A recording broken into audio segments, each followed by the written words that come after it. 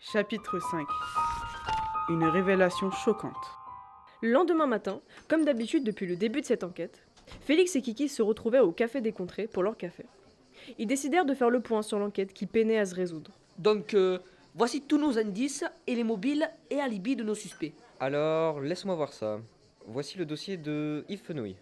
Yves n'est pas un artiste peintre reconnu. Il est jaloux de Théo. Mais il était au match OM Paris, dont voici les billets à son nom qui appuient ses propos. Je tiens à dire qu'il a sûrement assez de force pour casser la serrure. Oui, mais cela ne suffit pas pour en faire le coupable. Ensuite, nous avons le cas de Giuseppe Morezzi. C'est un homme riche, arrogant, qui aime particulièrement montrer qu'il a de l'argent et qui voulait ce tableau depuis longtemps pour agrandir sa collection. Il a peut-être fini par se lasser d'attendre que Théo se décide à le vendre. Toutefois, son alibi était qu'il était dans un opéra à Lyon avec les billets de train ainsi que la facture de l'hôtel qui le prouve. Oui, j'ai appelé l'hôtel. Il y a bien séjourné ce soir-là. Il est donc hors de tout soupçon. Allez, prochain suspect. On a Gérard, qui était au stade pour voir le match OM Paris, avec Yves. Et il aurait pu voler le tableau, car Théo lui doit une grosse somme d'argent. Ça serait donc pour se venger, car il savait que ce tableau avait une grande valeur sentimentale pour Théo. En plus, en le vendant, il aurait pu se rembourser. Bon, et en dernier indice, nous avons le torchon avec le monogramme CC, qui ne correspond à aucun des suspects de cette enquête. Je suis perplexe. Kiki se figea, jeta un coup d'œil sur sa montre et dit affolé. Enfin, je dois me rendre à Aix-en-Provence. Mes parents rentrent de vacances, j'ai complètement oublié de donner à manger aux chats, d'arroser les plantes, et pour couronner le tout, c'est le jour de leur anniversaire de mariage. Je déjeune avec eux. Mais on se retrouve ici vers 15h30 pour continuer à faire le point. Là, je dois y aller. À tout à l'heure, je file. Il se dirigea en courant vers sa jolie Cadillac et prit la route en un coup de volant. Félix, qui était confiant et pensait avoir toute la journée pour trouver la solution, commençait lui aussi à s'inquiéter dangereusement. Il rentra à son hôtel et combla le temps qui lui restait en se remémorant les jours passés, car, sans Kiki, l'enquête ne pouvait pas vraiment avancer. Plus tard, vers 15h30, alors que Félix faisait sa sieste tranquillement, il se fit réveiller par la sonnerie du réveil qu'il avait mis 1 heure avant pour ne pas rater le retour de Kiki. Heureusement, car ce dernier était en train de chercher une place aux alentours du café. Une fois garé, Kiki prit sa mallette, son carnet de notes et alla au café de Pedro. Félix arriva en même temps que lui. Il prit des nouvelles du chat, qui apparemment avait survécu à ses 3 jours d'oubli, et apprit que monsieur et madame Lefada étaient heureux de leur séjour en Corse. Kiki posa la mallette sur la table. On a là-dedans le torchon qu'on a trouvé chez Madeleine. Il ouvrit la mallette, et la même odeur qui avait été dégagée dans la cave en sortit. Cette fameuse odeur nauséabonde. Celle-là, je m'en souviendrai. Kiki posa le torchon sur le dossier de la chaise. Bon, qu'allons-nous faire? Je ne sais plus. On a interrogé tous les suspects. On a fait tout ce qu'il fallait dans les règles de l'art. Et rien. Rien qui mène sur une piste ou une personne qui pourrait être un suspect. Je suis exténué. Kiki gardait son sang-froid, mais pensait la même chose que Félix. En 10 ans de carrière, il n'avait jamais vécu ça. Les deux enquêteurs restèrent un moment dans leurs pensées. À ce moment-là, Pedro sortit de sa cuisine. Il s'avança vers les deux compères, et dans un geste automatique, il se saisit du torchon et commença à nettoyer le comptoir. Soudain, la lumière se fit dans l'esprit de Félix. CC, Café des Contrées, le baraquet Pedro, le pansement sur le coude, tout s'alignait. Il lui fallait maintenant le confronter pour comprendre son mobile. Pedro, c'est toi? Tu as volé le tableau, ce torchon dont tu viens de te saisir. Il était sur la scène du crime. Explique-toi. Assez étonné et dubitatif, Pedro demanda. Pardon? De quel tableau parlez-vous? Félix se leva de sa chaise d'un air imposant et sérieux, et s'approcha de Pedro. Kiki comprit, se leva à son tour puis prit la parole. Pedro, mi amigo, libère ta conscience. Avoue et on trouvera une solution ensemble. Nous, on veut surtout récupérer le tableau pour ce soir. Le visage de Pedro se décomposait, ne comprenant pas comment réagir à cette situation. Quoi? Comment? Pero? Pourquoi yo? Félix perdit patience et commença à hausser le ton. Écoute-moi bien, Pedro. Comme l'a bien dit Kiki, soit tu avoues et on trouve une solution pour t'éviter la prison, soit tu auras une sentence bien plus terrible. Alors choisis bien ta réponse et prends vite ta décision.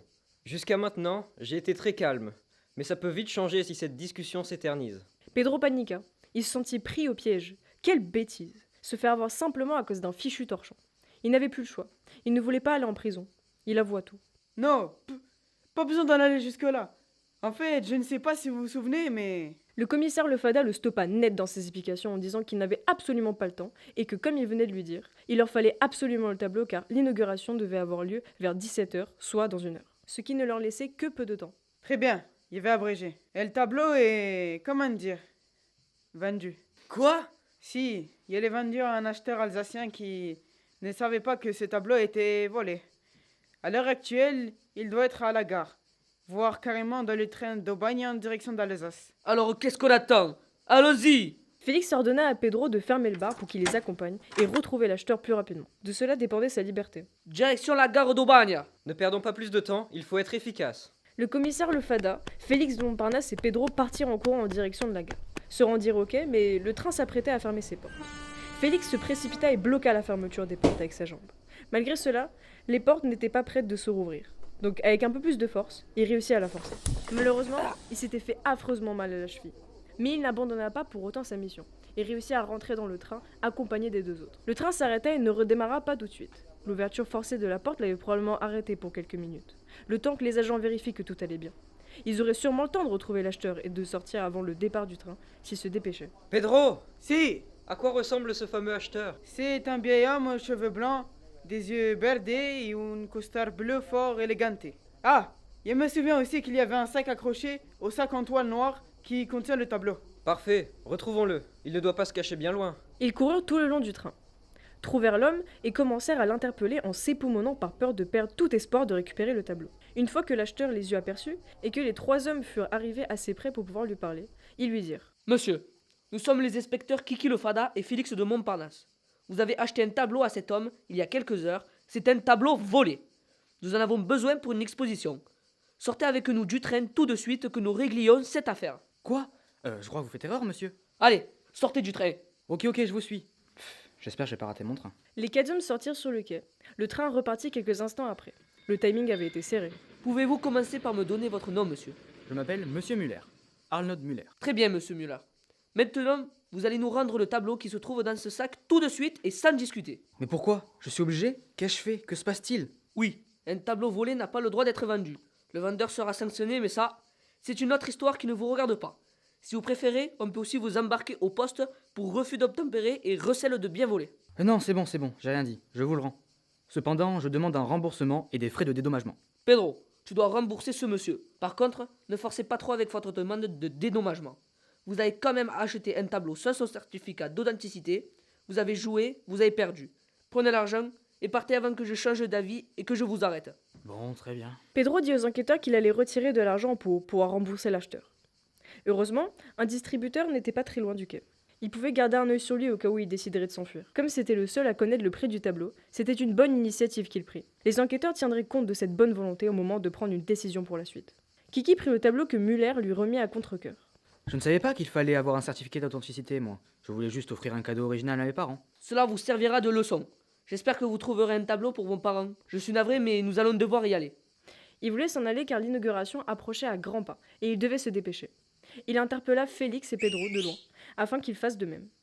En courant, Félix ne fit pas attention et trébucha sur une valise qu'il n'avait pas vue. La douleur de sa cheville remonta si intensément qu'il resta cloué au sol. Félix, relève-toi, on n'a pas le temps de se reposer. Ah!